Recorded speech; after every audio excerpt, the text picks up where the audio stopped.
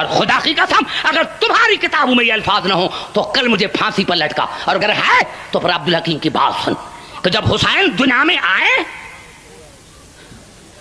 اور رسول کو پتا چلا اور کہا ام ایمن یا اسماء بنت امیس جاؤ میرے حسین کو لے کر آؤ، میرے حسین کو لے کر آؤ۔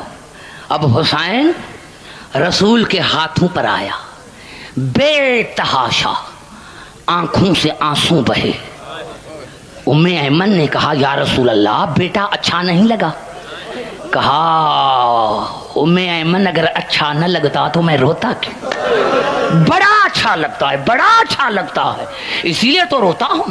کہا پھر یا رسول اللہ بتاؤ تو صحیح، کہا آپ کو تھوڑا ہی بتاؤں گا، جاؤ میری بیٹی فاطمہ کو لے کر آؤ۔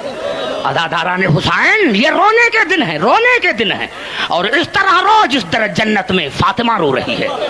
عزاداران حسین اس طرح رو جس طرح جنت میں فاطمہ رو رہی ہے۔ خدا کی قسم میں نہیں کہہ رہا، نوجوانوں شیخ مفید علیہ رحمت نے لکھا ہے، شیخ مفید علیہ رحمت نے لکھا کہ کوفے کے باہر ایک گاؤں تھا، ایک مومنہ رہتی تھی۔ جب محرم کا چاند نظر آتا تھا تو منہ کرتی تھی شام کی طرف اور کہتی تھی آقا زادی تو شاہد رہنا میں تنہا ہوں، اگر کوئی دوسرا مومن دوسری مومنہ ہو تو میں اسے بیٹھ کر حسین کا ماتم کروں۔ شیخ مفید علیہ رحمت نے لکھا ایک مرتبہ محرم کا چاند نمودار ہوا یا کسی نے مومنہ کے دروازے پر دق الباب کیا، مومنہ نے دروازہ کھولا، جیسے ہی دروازہ کھولا دیکھا ایک کالے برقعے والی بی بی آ گئی ہے۔ بی بی بڑی خوشی، کہا کون ہو مومنہ؟ کہا آپ نے جو دعا مانگی تھی کہ کوئی مومنہ آئے جو میرے ساتھ حسین کے لیے ماتم کرے، میرے لیے حسین کے لیے روئے۔ میرے دوستوں شیخ مفید علیہ رحمۃ نے لکھا 9 رات اس مومنہ نے اور اس بی بی نے ماتم کیا، رویا۔ جب 9 محرم الحرام کی صبح ہوئی، فجر کی نماز دونوں نے پڑھی۔ فجر کے نماز کے بعد اس کالے برقعے والی بی بی نے مومنہ سے کہا مومنہ ابھی میں جا رہی ہوں۔ عزاداران حسین یہ اتنا جملہ ہے کہ مر جائیں تو بہتر ہے۔ جب یہ کہا نا کہ مومنہ میں جا رہی ہوں خدا حافظ، تو کہا بی بی تم کون ہو؟ میں نے نام نہیں پوچھا، اب آنے والی رات شب عاشور ہے، بڑی مصیبت والی رات ہے، اور تو نے 9 راتیں میرے ساتھ ماتم کیا ہے اور مصیبت والی رات مجھے چھوڑ کے چلی جا رہی ہے۔ بی بی پہلے تو بتا کہ تمہارا نام کیا ہے؟ شیخ مفید علیہ رحمت نے لکھا بی بی نے برقع ہٹایا اور کہا مومنہ پہچانا نہیں، میں حسین کی ماں بطول۔ آزاداران حسین مجھے اللہ کی عظمت کی قسم ہے، اور کوئی آئے یا نہ آئے فرش عزا پر حسین کی ماں تو ضرور ہوگی، حسین کی ماں تو ضرور ہوگی، فرش عزا پر حسین ماں تو ضرور ہوگی۔ مومنہ نے پوچھا بی بی اگر تو حسین کی ماں ہے تو آج رات تو کہاں جائے گی؟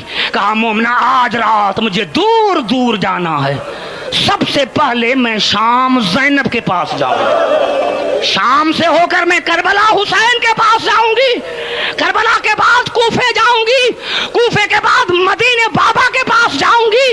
ہاں عزاداران حسین ایک جملہ کہنا چاہتا ہوں میرے دوستوں، میرے بزرگوں، مجھے علماء نے بھی یہی بتایا کہ سب سے فرش عزا پر بطول آتی ہے، لیکن قبلہ جب میں نے تاریخوں کا مطالعہ کیا شہاب الدین زہری کا یہ قول پڑھا کہ جب بھی مجلس ہوتی ہے تو ہر معصوم تو پہلے آتا ہے لیکن سب سے آخر میں سید سجاد آتا ہے۔ ہاں نوجوانوں جتنا رونا آئے رو لو۔ عزاداران حسین شہاب الدین زہری کہتا ہے کہ جب بھی مجلس ہوتی تھی سید سجاد آخر میں آتے تھے اور آخر میں آ کر مومنین کی جوتیوں میں بیٹھ جاتے تھے، مومنین کی جوتیوں میں بیٹھ جاتے تھے، اور جوتیوں میں بیٹھ کر صرف بیٹھنا نہیں مومنین کی جوتیوں کو سیدھا کرتے تھے۔ نوجوانوں یہ بڑی بات ہے جس پر عبدالحکیم مر جائے کہ جب مومنین کی جوتیوں سیدھا کرنے لگے شہاب الدین نے کہا میں پاؤں پر گر گیا، مولا ہمیں گنہگار نہ کر، یہ مومنین کی جوتیاں کیوں سیدھے کر رہے ہیں؟ تو سید سجاد نے رو کر کہا شہاب الدین یہ رونے والے میرے بابا کے مہمان ہیں۔ ہاں ہاں داداران حسین یہ رونے والے میرے مہمان ہیں، مجھ پر فرض ہے کہ میں بابا کے مہمانوں کی خدمت کروں۔ ہاں अज़ादारान हुसैन, एक जुमला कहूँ अल-सवाक़ुल मुहर्रका में भी ये अल्फाज हैं कि क़यामत में आवाज़ आएगी, ए अहले माशरो आंखें बंद करो, बतूल आ रही है। ए अहले माशरो आंखें बंद करो, बतूल आ रही है, बतूल आ रही है। सहाबियों ने पूछा या रसूल अल्लाह, जब ये आवाज़ आएगी तो आप भी आंखें बंद करेंगे? कहा मैं भी आंखें बंद करूंगा। कहा आपकी तो बेटी है। कहा इसी हालत में आएगी, इसीलिए मैं आंखें बंद करूंगा कि गले में ज़ैनब की चादर होगी, एक हाथ में अब्बास का बाजू होगा, दूसरे हाथ में असगर का कुर्ता होगा। मैदान हशर में आएगी, हाँ मैदान हशर में आएगी। खुदा पूछेगा बीबी बीबी कुछ कहना है? कहेगी हाँ या अल्लाह कहना तो बहुत है, लेकिन एक बात कहती हूँ कि एक ही दिन में एक ही घर से मेरे 72 लाशें निकालेंगे। अज़ादारान हुसैन में एक जुमला कहकर खत्म करना चाहता हूँ, इसलिए कि आपने बहुत रो लिया और सारी रात रोते रहेंगे। मैं कहता हूँ आका ज़ादी बतूल दरबार में आई, लेकिन अंबिया को भी हुक्म हुआ कि आंखें बंद करें, रसूल को भी हुक्म हुआ कि आंखें बंद करें। बीबी दुख तो इसी बात का है कि शाम के बाजार में किसी ने नहीं कहा कि आंखें बंद करो, शाम के बाजार में किसी ने नहीं कहा कि आंखें बंद करो, बतूल की बेटी आ रही है। नौजवानों एक जुमला न कहूं तो शायद आज की तकरीर मुकम्मल न हो सके। नौजवानों अभी अभी मैं शाम से आया हूं, 4 जून से मैं शाम से आया हूं। नौजवानों जब मैं बीबी ज़ैनब के जरी में दाखिल हुआ तो एक खुदाम बैठा हुआ था जिसके आगे कई चादरें रखी हुई थी। जो भी औरत नंगे सर आती थी उसको चादर उड़ाते थे। और मुझे कहा कि अब्दुल हकीम जरा इस इबारत को तो पढ़ो अरबी में, तो वहां भी ज़ैनब की इबारत लिखी हुई थी कि ए औरतें जब मेरी ज़ियारत के लिए आओ तो नंगे सर ना आना। बड़ा जुमला है, मेरी ज़ियारत के लिए आओ तो नंगे सर ना आना, अरे सर पर चादर ओढ़ कर आना।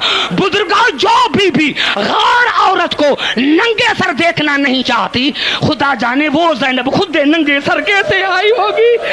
और अज़ादारान हुसैन एक जुमला मुझे समझ में आया।